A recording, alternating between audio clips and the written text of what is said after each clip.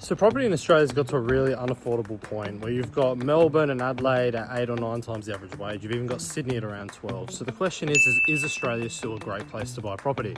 I think the answer is still yes. Man, really what it comes down to is, I guess, just like anything, what are the alternatives? America, where property is still very expensive.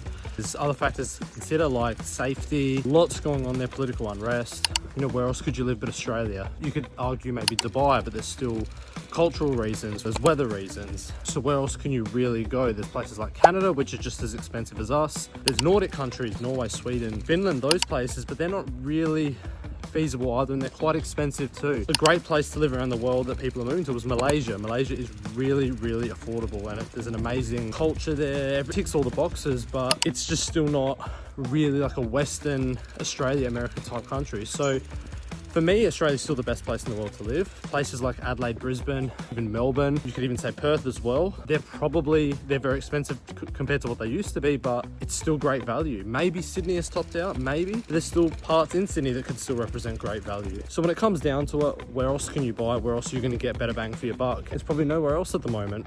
Most livable cities in the world, Adelaide, Melbourne, consistently rank high in those metrics. Migration, everyone's coming here. It supports the fact that Australian property still has a long way to go, and it's still a strong investment. In the short and medium term, there really is nothing better than Australia, especially when you consider rates are 6% at the moment, and they're likely to go down. So it's still great value.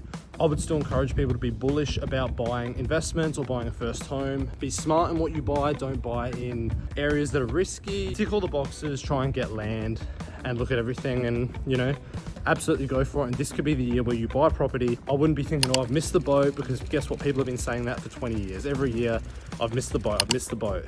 It sounds cliche, but the best time to buy is now, or more specifically, before rates go down. But yeah, go for it. Australian property is still amazing value in my opinion, and in a lot of people's as well.